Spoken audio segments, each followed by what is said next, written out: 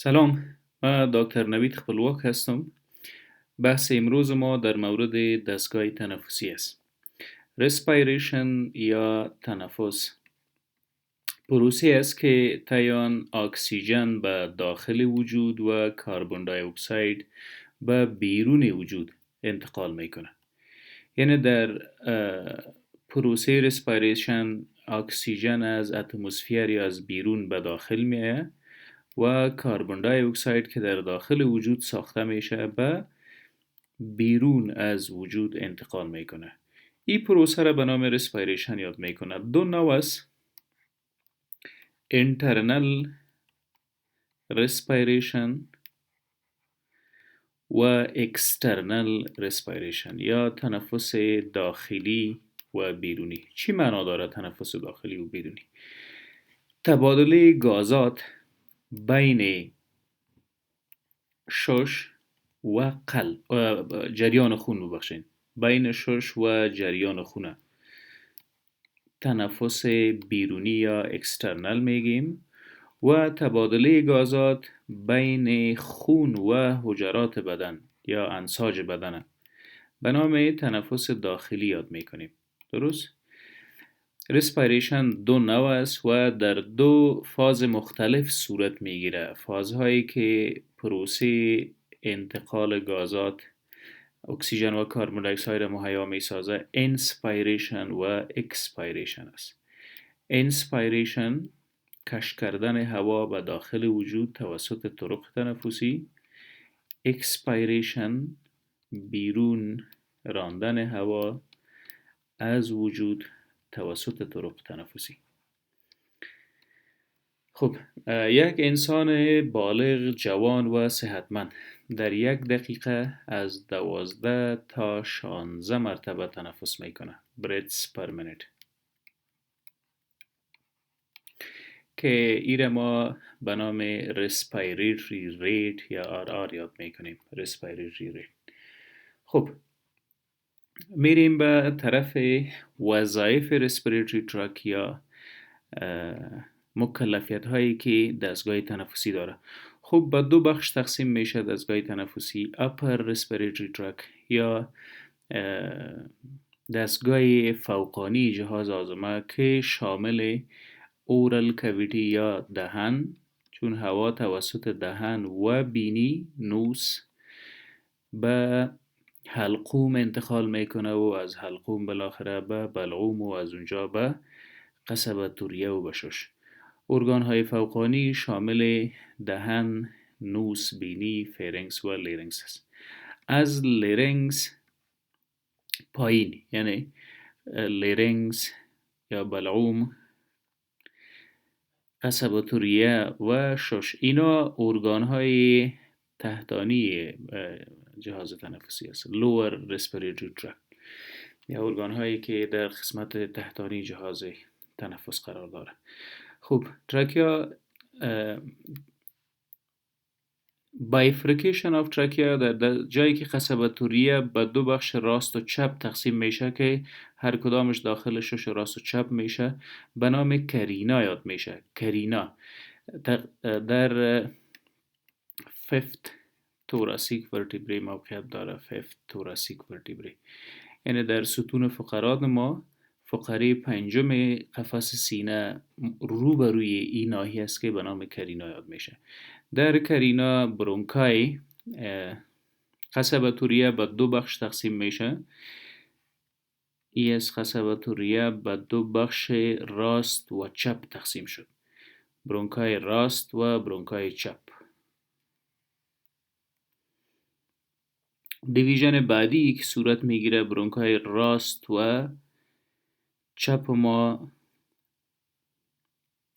به سکندری برونکای تبدیل میشه. سکندری برونکای امتداد پیدا میکنه و به ترشری برونکای تبدیل میشه. ای از برونکای پرایمری برونکاس یا پرایمری برونکای.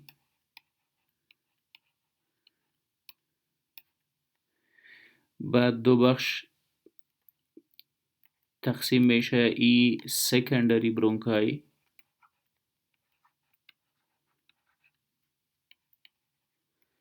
یمو پایپ که هوا را از محیط انتقال میده به داخل شش و در داخل شش هم مثل ریشه درخت تقسیمات داره، تقسیم میشه و بالاخره میرسانه خود به کیسه های هوایی.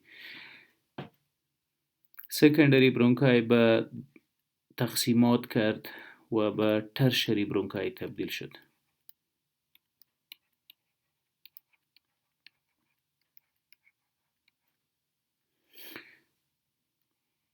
ترشری برونکای دوام میکنه به برونکیولز تبدیل میشه. برونکیول.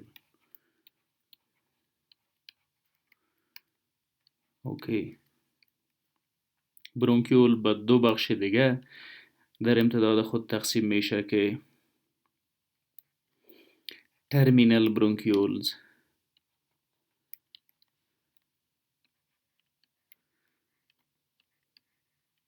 ترمینال برونکیول دوام میکنه و تبدیل میشه به رسپیریتری برونکیولز.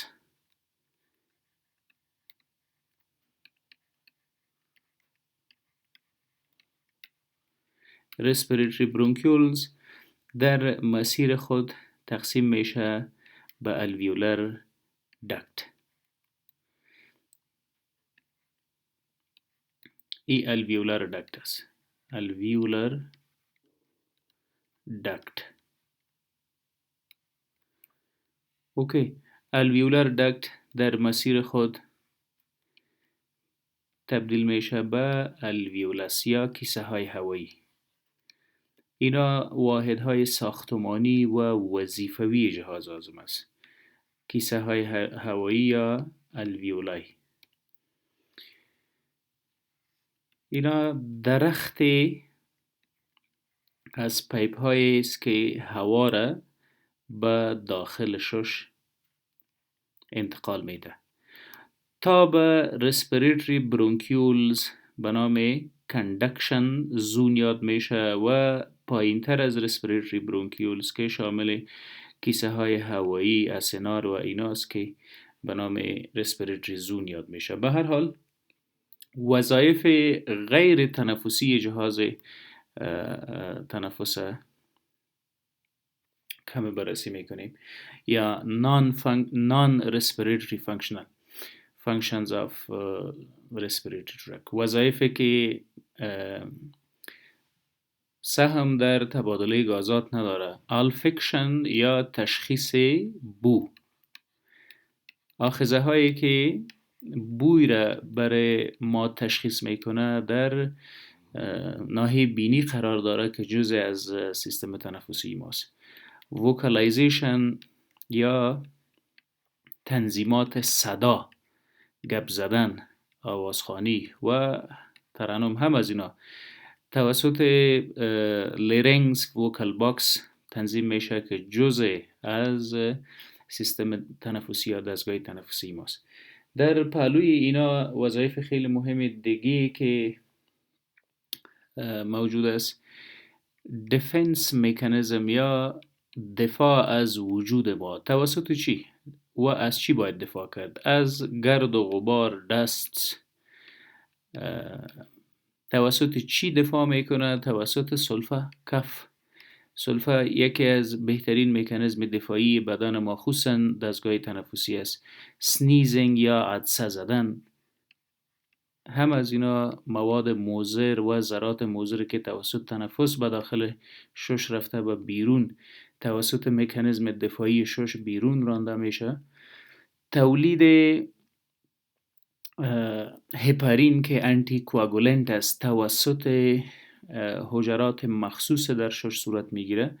هپارین نمیگذاره که خون در داخل شش لخته شود و سبب پالمونری ترومبوامبولیزم بگرده. توسط حجرات به نام ماست سل تولید میشه. آنتی کوآگولنت است. همچنان انزیمی که توسط شش تولید میشه انزیم انجیوتنسین converting enzyme یا ACE